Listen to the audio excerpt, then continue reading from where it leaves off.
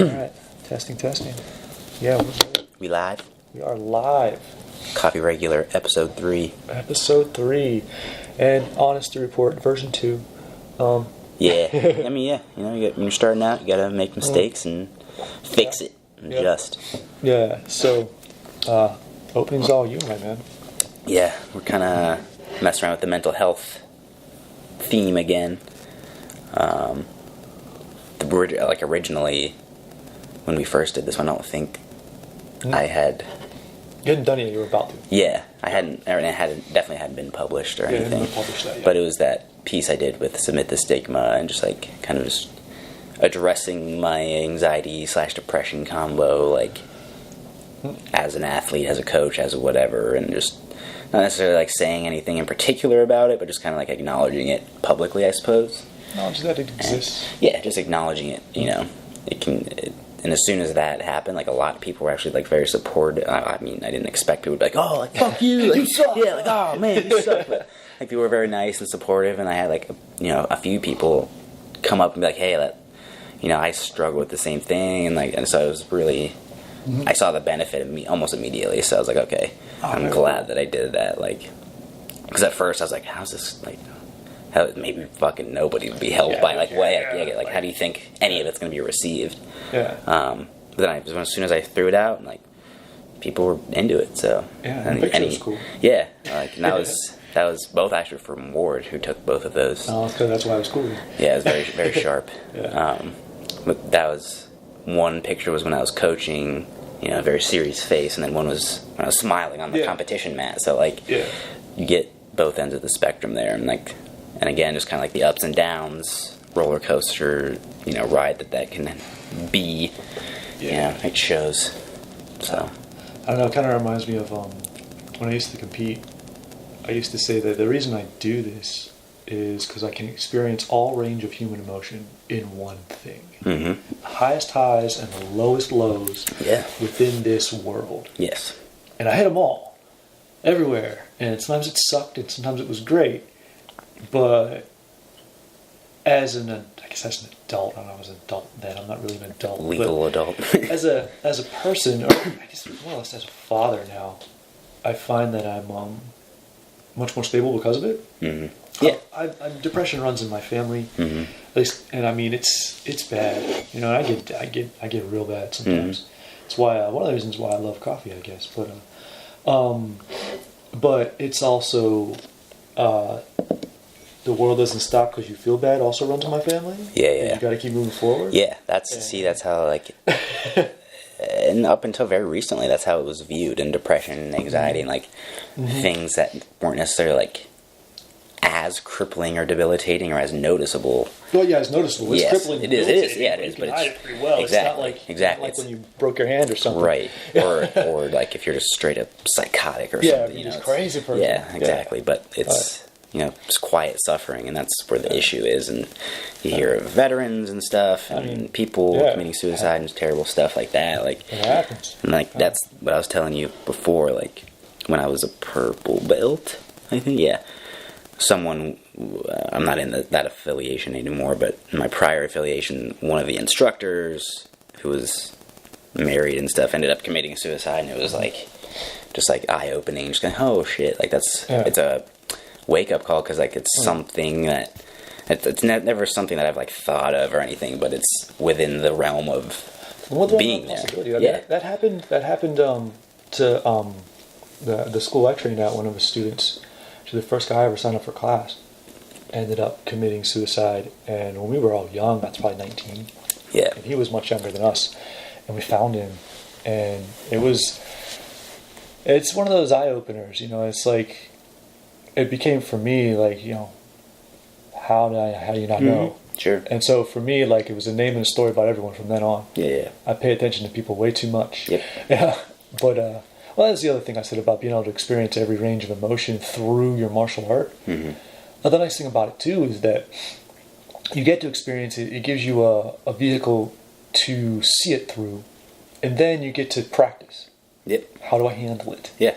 It gives you repetition gives you the reps. In that introduced adversity. And like and it's controlled adversity to a certain degree. Like the things we just talked about, suicide isn't. But Right. the fact that you had your community with you, and it's a community of people you spar with, people martial artists that you're with, there's a different kind of bond there. And I think it's a little, I don't know. It's that familiarity with the struggle. You're all in the trenches together. Yeah. You're kind of like there, like, dang, he's feeling the same kind of crap I am. Like, you know, and there's that sort of camaraderie there.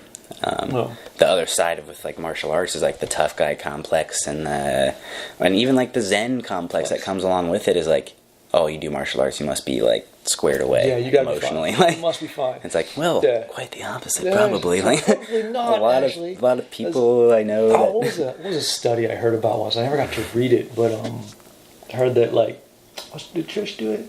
Trish Fairgrounds. She might have done it, or she told someone about it who told me about it. But about how all people who like to fight are missing a few marbles. Mm-hmm. They literally got to screw loose. There's a chemical imbalance in your brain that can only be fixed by like fighting.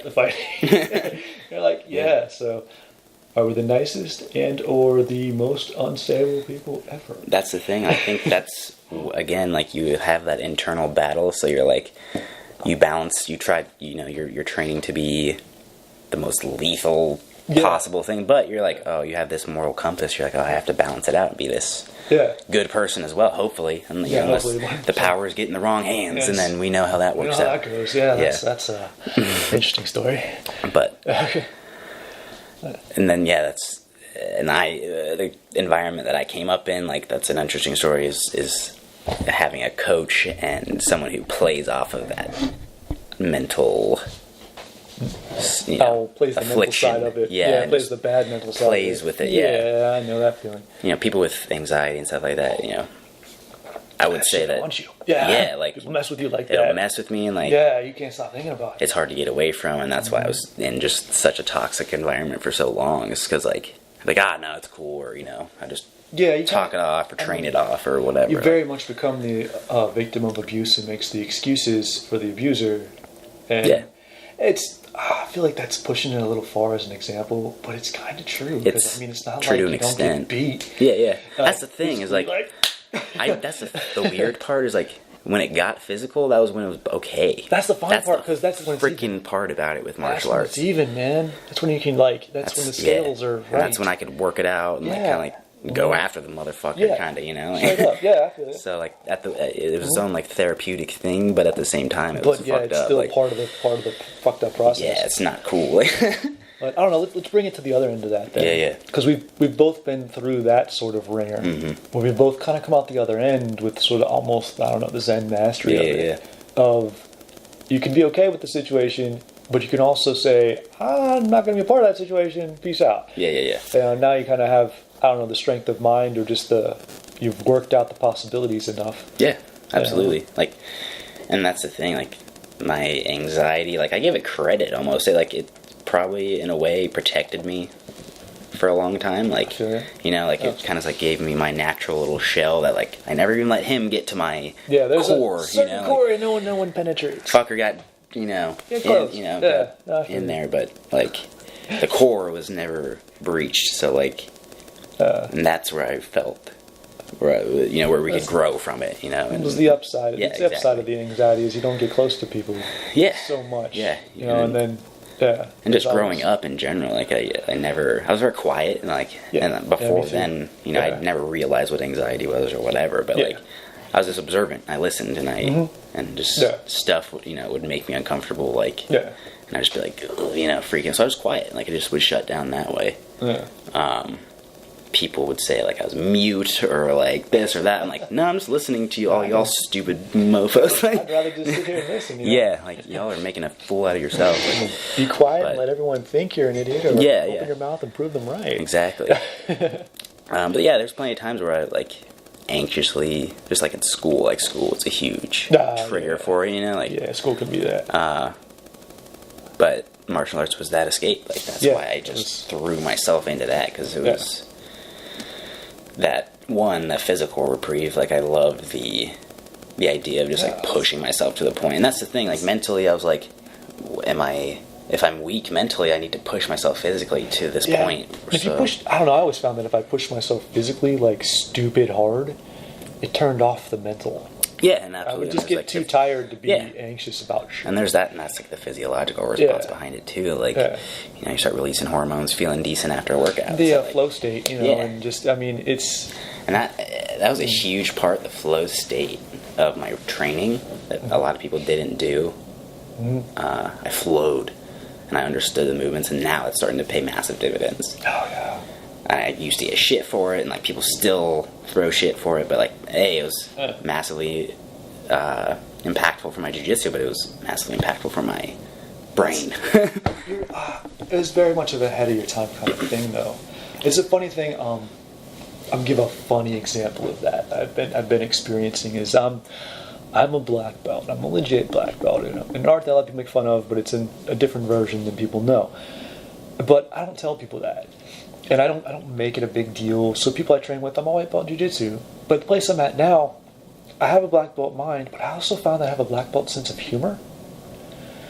So that throws people off. I make jokes about stuff that if I was a purple belt or a brown belt would be funny. Not even a black belt. As a white belt, I'm a dumbass. We were doing last week we were doing diving forward rolls. And it was like, roll, dive roll. And I'm like, okay. And I walked up and I'm like, hey, sir, we're going to do and then we did backward rolls. I'm saying, we're going to do diving backward rolls? And he's like, no, you will hurt yourself. And I'm like, I know. I know we will. It's supposed to be funny. It's like you didn't catch my sarcasm. Damn. That's funny. But yeah, your flow rolling thing is sort of the serious end of that. Right. Of you were way ahead of your time, but people couldn't see it because you didn't have the corresponding colors to back it up. Right. And, and it was just, that's a very funny example. Like, no one, it's hard, especially like someone who, I don't know why it is, like martial arts is so like weird, but sometimes people who put time in and they see someone else who's put time in, that other person who's put time in might not realize that person put time in until they get to know. I mean, if we could all be like Highlander and sense each other's immortality instantly. Exactly. I mean, but you can't. So, like, that's the thing. Like, and that's, like, for me, like, it's hard. As much as I would want to, like, go up and talk to, like, whomever and just, like, chop it up with whomever and just, like, be like, hey, are you this, that, whatever. Like, my mentality, I don't do that. I don't do that. Yeah. So then I come off as a dick because I'm, like, quiet and shut down, but I'm wearing a brown belt and I'm supposed to be, like, out there, kind of. But I mean, it's a lose-lose situation because if you go up and do that, then you come off as a dick as well because you're acting like you know everything, and you're like, well, all right, I'd rather be quiet. You're like, it's like, which end of the which end of the scale you want to come in? I don't know how to come in the middle. With people I don't know, I guess. With people I do know, it's easy to come into the middle. Right. But people you don't know, it's like, what do I reveal? Right. Well, it's just like. Initially, I'm just like, I talk myself out. I'm like, why the fuck do they want to talk to me? Like, what do I have to offer them? Like, but then I'm like, oh yeah. Then we start talking, and like maybe they're like low key my best friend, soulmate person. Yeah, we're like, holy crap, it's amazing. You never know until you start talking to someone. Kind of how we started, Chad. Yeah, exactly. I mean, you initiated that. Yeah. Because I knew you were quiet. Yeah, I knew I wasn't going to say shit to anybody. I was like, what's up? What's your background? What you got? That's almost like one of my first questions. It's like, what's your background? We were like in the locker room and I put my shoes on. You're standing over me. I'm like, well, all right. I'm like, there's indicators. I'll tell him. You're not doing the white belt stuff. Yeah. He sees it, so he must be cool. He's got a good vibe. I'll let him know. That's the thing. Like, even if you did white belt stuff, and you're like, oh, cool, whatever. Yeah. Even if you did like super black belts, I'd be like, oh. No, it was funny how we got each other before that even happened. I think I made once again, black belt humor. I made certain jokes about clothing or about mopping mats and shit, and you'd be like, how do you know? Yeah, because there's certain things that only people that have been in it for a hot minute will know. Well, they'll know. And to make a contextual joke about it as well. Yeah. At the right time, blah, blah, blah. Like, all that stuff. And you're one of the few people that's ever picked up on it and then not written me off. Personally, from my end of it. And then I picked up on stuff you were doing, and I'm like, no, he hasn't had that. No way. No, you haven't been through that. People haven't. Oh my god. Oh shit. Yeah. Yeah.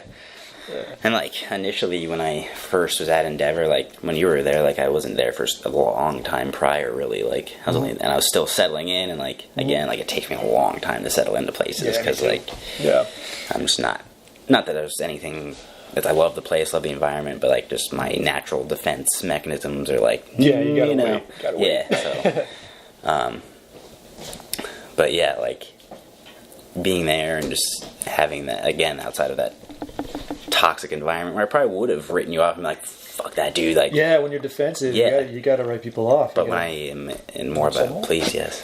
Oh, quick interlude, guys. This is the last of the Highlander Cream. This is a treat. It's beautiful. We doll it up with a little bit of cacao powder because we're fancy, and some extra virgin coconut oil because we're even more fancy. Yeah. It's delicious. When you walk into Stoff's Coffee Roasters in Grandview, this is the scent and initial taste that hits your palate. Is this coffee right here? This embodies my childhood a little bit. That's why I make it for him. It's good First stuff. time I made it, he almost cried. And so I'm so pleased. I have it for him all the time. So happy. Now, back to initially getting used to the environment there. But yeah, like getting used to the environment, like then I was starting to like trickle out more stuff, and like then I'm cool, whatever, and I relax, and then. I guess I was kind of doing the same thing at the time. Yeah, because you were still. I was just getting back into the game. Yeah. Like I was just deciding to come out of the cave, and. I'm glad you came out of the cave, man. I'm glad I did too. Glad you came out of the cave. Someone at Endeavor was just asking, like, "Where's Mike? Where's Mike coming?" Like, I was like, he had eye surgery. Like his eye will pop out of his head. Just give him a sec. Yeah. Mike is backish, but goes into the whole experience of prior experiences of being able to turn stuff down. Mm-hmm. Of I likely will only be back on an intermittent basis because, that's the thing. Do whatever the hell you want. Yeah, exactly. Like, there's you don't no care. reason to do it. But there were circumstances that arose that I refused to participate in. Not because they're bad, just because I've already done them and I'm not doing it again. And I respect that personal choice. So yeah, and that's cool, and hence why we're friends. Yeah. But yeah, you know, it's all good. And my daughter wants me to train at her school. Yeah. That was sort of also. Yeah, that's. I mean, especially when you have like classes stacked, kids, it's easier. Well, also, I just wanted to spend as much time there as possible. If she wants to be at jiu-jitsu, do it. Spend the time. That's the best place to grow up. There's more philosophy on mats than there are on. Better friendships, better people. Even your screw-up friend at the gym is going to be way better than any other friend at school or anything. You know what I'm saying? You got that one wild friend that you roll with versus the wild friend that you sit in class with. Like, those are two different levels. Entirely. You got the crazy dude that rolls with you. Yeah. He might like low key be like probably like an alcoholic or something, but he will like flying sidekick someone in the chest for you like that. Ride or die for life. You know what I mean? Yeah, it's true. Yeah. Like he could be just not paying attention, whatever, out of nowhere, zoom in, got your back. Totally. Yeah. Class dude, probably not gonna happen. But I've been working a theory on like why people that do martial arts together. And even, I think, especially jiu-jitsu, because you have to touch each other all the time. Right. And it's skin-to-skin contact. It's physical contact. As people don't want to say it, it's intimate. Like it is. I mean, contact. it is intimate contact, but not intimate. Not intimate. My air quotes are here. Not I'll put those romantic. in. It's not romantic contact. It's physical contact, and I think we live in a society where that's been overly romanticized and overly critical. People can't hug anymore. Mm-hmm. People can't sit close together without it being like, what's going on? What's wrong? Like, why are boys holding hands? It's like just warm. It's cold outside. We're standing next to each other. What's up, man? And I think like if you roll with somebody or if you train with somebody, we can sit like on top of each other in the subway and not care. You know what I'm saying? Right.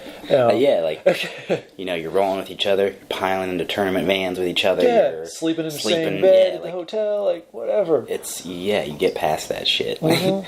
I was desensitized to changing in random places for a long time. I was drop trowel. It's a problem. Like, I don't even care. I'm like, oh shit, this is a problem. I shouldn't do this. This bothers other people, even if it doesn't bother me. Like I was at a tournament in New York City. Like I was up in the stands, like high up, and like people were not necessarily. Yeah, and I was just dropping whatever, just doing. People don't care. No one cares. Yeah, people don't care. But then I'm like, oh crap.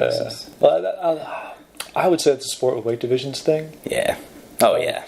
if I mean anyone who's listening, you compete in sport weight divisions, you get naked in front of anybody just to make weight. And the people that you get naked in front of, they're like, yep, they're getting naked. Like, it's something that they're like, no one cares. They're like, I also have to take my clothes off to make this weight. Yes, they're like, I've done this before, right? Like, my underpants are heavy. Yeah. It's fine. Don't worry about it. Like, point, or 0.2 of a pound. Yeah, I'm taking my undies off. But done. We're fine. 100%. Wear a banana hammock in there to make weight. Done. I had a friend who used to do that, actually. Don't care. Yeah. That was weird, but I didn't care. Yeah, see, now I just am on the other end of the spectrum. I'm like, gotta gain weight, weigh in with Coke cans in my pockets. Gotta get up to that 185, 190. I finally put all the weight back on I lost. Yeah? Yeah. You like 150s? 154. Back up to 154. Nice. Ginormous. That's what's up. Yeah, but I lost a ton of weight. I'm the only person I know who loses weight if I don't train. Like, it's scary. Ugh. But It's bad, man. Yeah, it's weird, but I'm feeling good now. Good. Yeah, I feel good. I don't have any injuries, anything weird. Now, that reminds me, like, so we do a lot of strength and conditioning together. Well, yeah.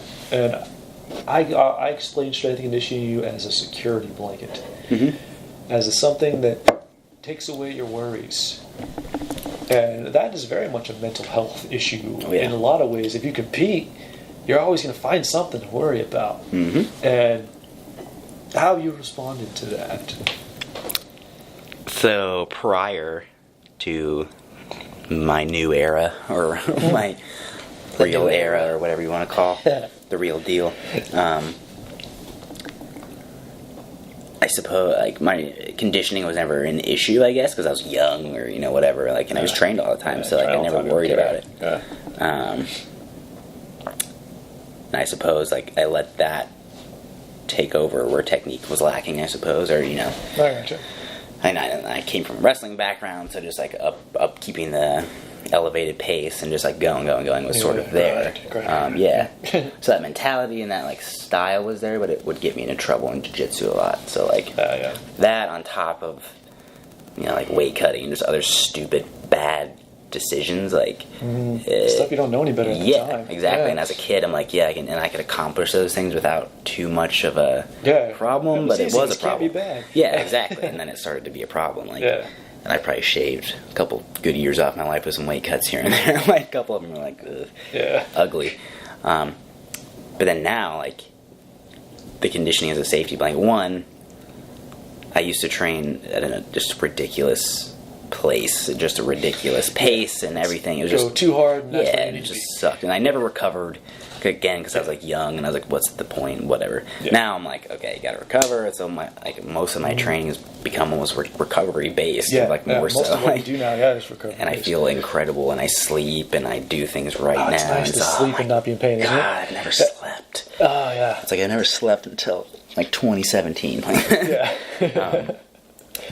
But yeah, now it's like as a safety blanket and stuff like that. Like, it's not so much that I like need to be in like perfect peak condition or shape, but as long as I'm feeling like stable and I feel adequate and good, it's something I don't have to worry about. Like, worked out physical cues, done some mental things, and that's the thing. Like, I've done a lot of work with myself prior to meeting you and stuff, and like I know my body and stuff, so like that helps. You're already on the path. But then your expertise really kind of narrowed that in, and that really helped. And I think 2019 is going to be some. I think it's on, dude. I think it's going to be a good time. We got a good flow going now. Yeah, we kind of got the prelim going, and it's going to do well, I think. We got a language now, though. I like, bounce stuff off of you. Mm-hmm. And we're just like currently what you're doing now. I experimented on myself, and I threw it at you, and I was like, try this. Tell me what you think. Yeah. And you're like, ooh. It applies, and it feels good. Yeah.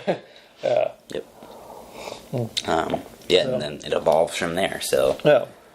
But yeah, like, and the conditioning I used to do was just archaic and just dumb anyway. So yeah, I mean, we all get it from just watching other people or so, hearing stuff. This dude used to do that, and he's the champion, so I do that too. Exactly. It's like, well, like, why are they doing that? What is that doing to them? Like, what are they doing in the off period? Like, there is one thing I do want to do that a champion of old did.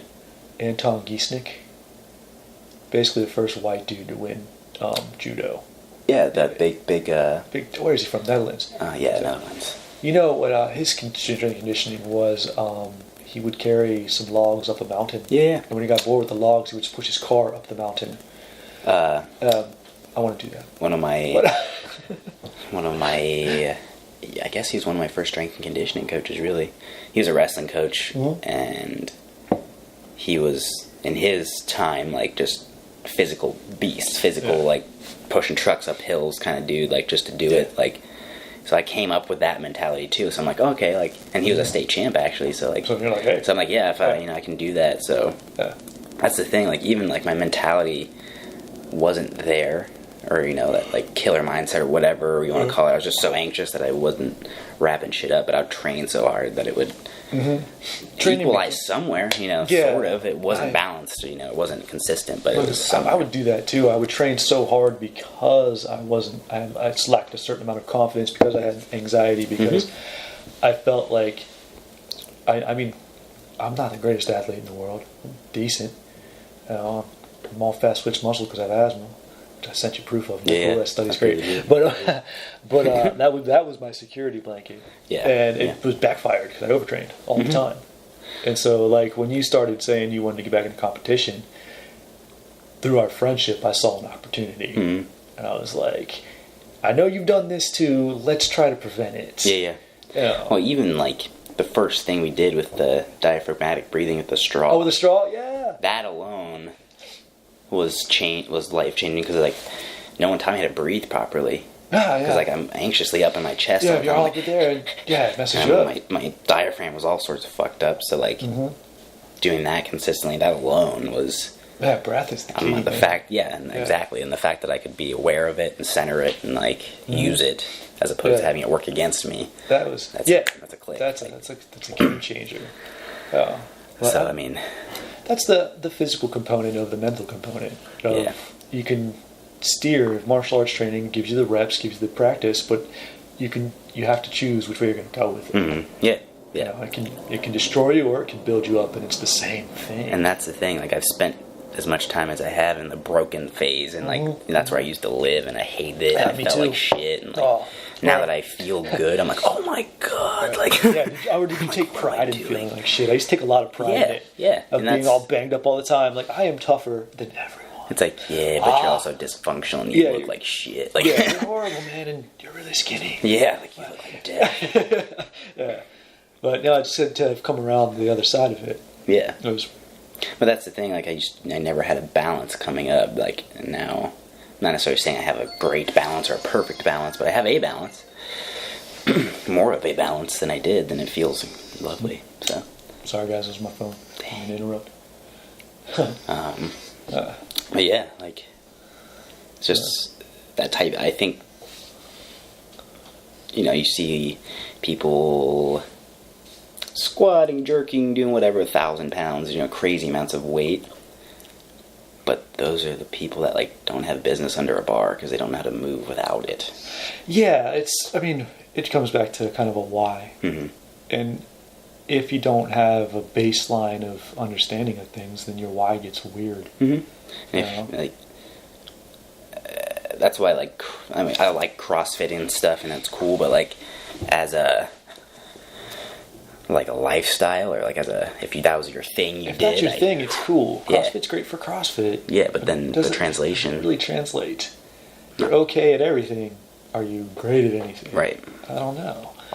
But then you come down, you break down this type of training: recovery, stability, mobility, and control. Really. But all geared toward one thing. Oh my gosh. Somebody wants you. All over Ohio, guys. All over Ohio. But I mean, look at any person's going to tell you to focus on the basics. Like, that's the basics of strength and conditioning. If you're not stable, you're not mobile, you're not this, you're not going to do anything else. Yeah, and to have to dig down to that, though, it's still not there in society. That's not easy. It's not easy information to access and understand. No, even now. Yeah, absolutely. And like, the thing is, like, it doesn't necessarily yield all the results people are after. It's not the easiest way to get It's the right way, but it's not Right. the quick way. Yeah. And yeah, exactly. Like, you see a dude who's, like, ripped up tons of muscles, but, like, he can't. You can't touch his toes. Yeah, he can't touch his toes. touch He his- can't. Like, that's the thing. Like, I look at those people like, oh, he's a big scary motherfucker. I'm like, I would choke that dude Oh, that dude's so fast. done so yeah. Yeah, like, I'm like, that dude's smoked. He can't even pick his arm up. Like, I'm like, nah, fuck him up. But then, like, that has the society's, attention or whatever. It's just like, oh, that's what's popular. That's, Well, I mean, that's the stage for you. Louder and bigger equals smarter and better. yeah, and like Yeah, that's the thing. All of those athletes, like in their own right, like whether it's bodybuilding, powerlifting, like, that's They're sweet. freaking great. Yeah, within Yeah. their space. Yeah. But does their space apply to everything? But that's the thing. No one stays in their lane in terms of that. Yeah, Like, no one I'm realizes that huge. it's their Like, lane. Yeah, it's something I learned in school. That is don't go outside of your scope. Mhm. And that was really big when I was in college. 'Cause I never thought about it. I tried to go everywhere. yeah. And I realized I can learn everything, Mhm. but am I an expert in something I'm learning, or am I an expert in what I'm doing? I want to be an expert in what I'm doing and learning other things, and I'll help you if I can. Yeah. But I gotta let you know that's Point you in the right my, direction, That's not maybe, my like- bar, man. I don't do that. Yeah. And you got to be okay with that. And I think people don't Yeah. do that. And I mean, that brings we can put that on the mental health side too, Oh, yeah. of the baselines of mental health and stability are there. Oh, you get That's my contacted too. are there, but they're hard to access and hard to see that they're the baseline Yeah. of. We talk about George Mumford all the time. Yep. Mindfulness. The way he presents mindfulness is a baseline of mental health to me. Yeah, I've used it a lot this week. But oh man. Alright. You're good. If it happens one more time. less loud than mine anyway. Right. But because I've done, I've taken a lot of classes in psychology. I've been teaching for a long time. I've done a lot of research, known a lot of people. I kind of pick that out. Yeah. And then, you've had similar experiences and done a lot of those things, and so we can then we bounce the stuff off each other, and we figure out our baselines Yeah. of, we work off that. And I think, but the reason I can do that, I think, is because of training in martial arts, is understanding what basics actually are. Yeah. Like, when you're first learning basics in anything, you don't appreciate them. You don't appreciate them. You don't think they're anything. You're like, Yeah. this is You're like, boring. damn, why do I want to do So this? I want to dumb. do the cool shit. Like, To do the backflip thing. then you learn the cool shit, but you're still drilling the basics, and then, Yeah. but then, like, what works later on? Basics. Basics. You did them. Yeah, you get 'em, But yeah. then, like, it's terrible because the cool shit will work sometimes, like, on the fly, and that's what makes people mentally stick to it. Every once in a And while. that's what people, makes people go on that tangent and down that rabbit hole Yeah. to not stick to the basics. Like, And I mean, everyone, if you do some of the cool shit, you're going to act like you meant to. yeah, oh, Even hell if yeah. you meant to and it worked, like, you don't tell anyone In the about back of your 100 head, times you yeah, tried, the that back it of your didn't head, work. you're like, oh my god, that was Can't believe amazing. this is great. But yeah, like, just with martial arts, yeah, I think you have the ability to, you should have the ability to check your own emotions, like, all you your type of, like, should, yeah. emotional responses and stuff, like, Yeah. anytime I've had, like, an emotional response to something, that's usually not good, like, No. it's never turned out favorably or something, like, so as soon as the more I can keep my emotions in check and stuff like that, like, Yeah. I think that's what martial arts can help you do, because you might be spazzing out on bottom, but, like, what are you gonna do? What are you going to do? Yeah, I mean, You're you gonna gotta, keep freaking out. You're gonna get out. Like, you gotta calm down. You gotta have a plan. yeah. So again, that can come back to breath. Yeah. Start with basics, Breath. square one. Square Put your one is arms in. breathe, man. Yeah. And build And from there. Build. Then go. That's what will build you out of the hole, is basics, and that's what'll keep you safe. Yeah, and I mean that works with if you're really depressed, Yeah. or if you're having an anxiety attack. Finding your center and finding your Yeah, and knowing how to, like, that's a concept. But knowing where that center is, knowing how to breathe, knowing something to focus on, having a go-to checklist. I think martial arts would help you develop that, because it gives you that physical ability to do that. There's nothing like getting your ass kicked to decide, am I going to freak out and die? Even if it's even if it's a fake death, it's a simulated murder. Right. Or am I gonna calm down and live through this? And it gives you that ability to practice it, and then you develop the steps, and you say, "Oh, I'm freaking out right now in the middle of this room," and it's just a normal life situation. Yeah. And you say, "Oh, okay. How do I get off bottom? Right. How do I handle getting back kicked in the face?" Yes. So like, oh yeah, that's a good example of just like it's a great way to make people realize that they're not made of glass. Yeah. They're actually like, oh, maybe I can survive this. So then like maybe the next day at work, they're like, oh, I'm gonna go ask for a raise, or like it starts to snowball. Yeah. So positive helps positive, negative helps negative. It's gonna it depends on whichever wolf you feed or whatever you just whatever old adage that is. Whatever it is, that's an adage from everywhere. Right. So we got it right somewhere.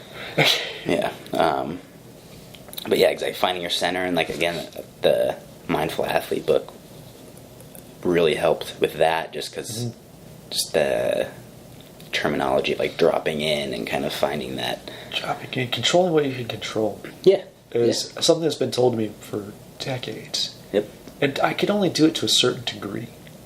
But like recently, after having reread that book, having talked with you about it a lot, and then just current events of my life, I have had massive breakthroughs in the positive side of not giving a fuck. Mm-hmm. Of not caring and not giving a fuck are two different things. Yeah. But I've been able to look at situations and been like, alright, I want to do something about this. I can't. Yeah. And that's okay. I'm going to put myself in a position that I'm here, but I'm only checked into so much of this. I understand my place in it. Yeah. And I mean, that's, I don't know, to a certain degree, that's rank to me. Of, if you get too big for your britches, someone brings you back down. But then that's the, wish you could see Mike's face. It's sad. Yeah, it is sad. But there's the practice part again. There's the reps in it of, all right, I know how much I don't know. I know how much I can influence this situation. I know how much I want to, but I can't. And that's... I got to be okay with it. Yeah, and that's like a mindset change. Like it can lead further back to be like, I realize I can't change this. But I can control how I react to it. Yeah, but really, like, it's less of a concept to me now. Yeah, like, it gives you. I mean, life gives you plenty of chances and opportunities. There's been chances, so many chances now, and like I finally got another level of it. Mm-hmm. I leveled up again. Like it felt good. I was like, oh, okay. I am not nearly as internally pissed off as I was. It's nice to recognize your past self and be like, oh, what's up? Yeah, cool. You're motherfucking. You're not here. Yeah, good deal. Yeah. And, but that's the thing. It's not easy. Like you feel that stuff welling up, and you want to blow up or whatever. But that's the discipline that you can get from martial arts. Like I've had times where I've been frustrated, and I like throw my shit across the room and walk off and whatever. Yeah. But you got to come back. You got to face it. Yeah, you got to come back. And almost the feeling coming back and facing is worse than doing the whatever. Oh, yeah. You know what I mean? It can be so much harder. But I mean, once you start standing up to it and admitting your end of it, exactly, and you're good, man. Exactly. Massive portion. Absolutely. And the environment you're in is obviously going to tune into that a ton as well. Well, yeah. I mean, the environment you're in, but what do you do with the environment? Right. Now, we've both been in good environments and bad environments as far as martial arts goes. And it's if you're buying in or not. Mm-hmm. If you're buying into the bad environment, and it's going to suck, but you can hang out in a bad environment and be okay. Yeah. And not buy in. And just get what out of it that you need out of it, and then that's it. Call it a day. Yeah. Being, especially, it's like, I would say I'm like two different people, like from who I was whenever I left to who I am now. Like that old gym or old situation. Like, on top of just having people play into like the negativity and stuff, but just my emotional maturity is massively different. And that just comes from training, experience thing, discipline, thing, consistency. That's what martial arts gave to me in terms of like emotional control and stuff. I was never like some like crazy, outlandish, angry kid or anything like that. I was quiet, needed some help, this, that, but found martial arts, and that was like my best way to express it. Like, I don't know. Interesting stuff, though. Jiu-jitsu's cool. It's all cool. Makes it fun. Training in general is fun, but training with good people who know what they're doing is even more fun. Yeah, that's the thing. Like, just not being like cut off from the rest of the world is nice. It is being nice. able to open up and share, and having friends outside of like my super, like, I don't know, I have like 2 friends, but now you're 3. That's been nice. It's nice to have a community, even just to go and chat with people and not be weird. Yeah. Or just feel like, oh, they also like to choke people. Cool. Yeah, that's fun. It's a belonging. It's funny. I had a really funny experience a few days ago. I was picking up a bunch of Girl Scout stuff, and I had to go to a house of a family I used to train.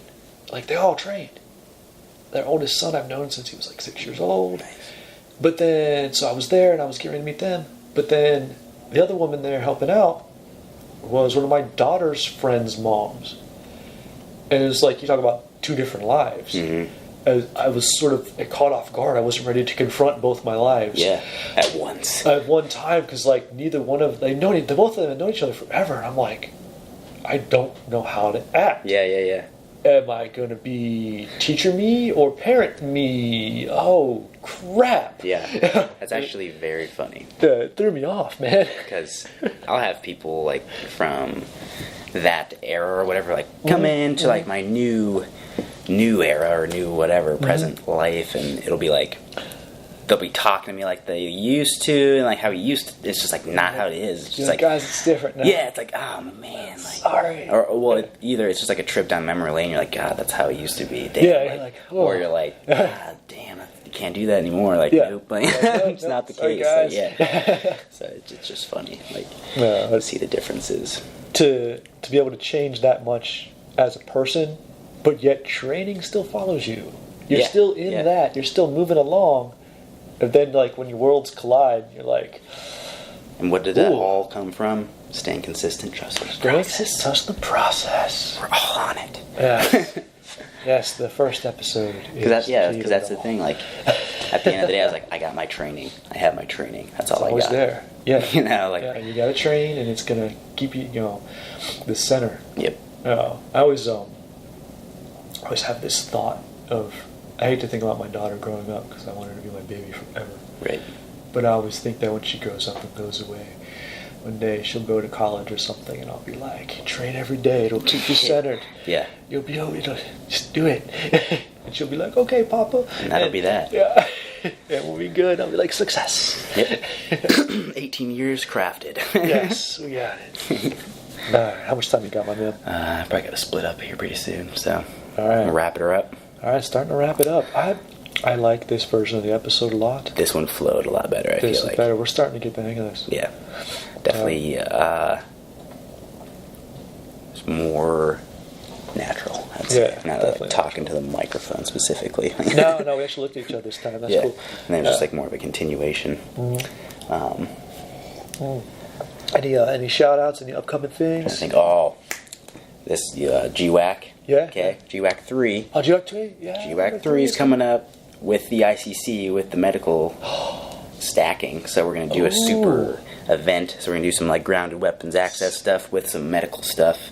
So you'll like learn to make holes, and then you'll learn to fix the holes that you made in somebody. Sponsored by OxyClean. Yeah. Clean up your mess. Yeah. Lots of blood everywhere. But GWACC, ICC, that's grounded weapons access, containment and control, and then immediate casualty care are doing a super seminar deal here in, I believe, January. So that's a beautiful super seminar. It's going to be a good old time. So that, and then I got a tournament coming up, Fuji. I'm in a 16-man invite, brown belt invite. So been training for that.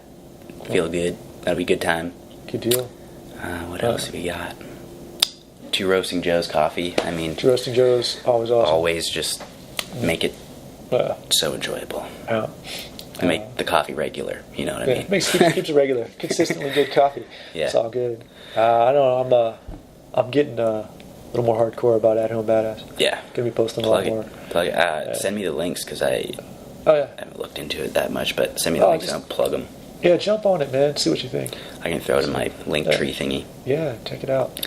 But yeah, so got At some Home things coming up. Badass, Boom Boom Cheney. That's pretty much all of my like tag stuff. You find Boom Boom, and that Boom Boom, will yeah, come up Cheney, somewhere. Yeah. Now on the YouTube page, I've got links to GWACC and everything. So yep, I gotta start crossing them.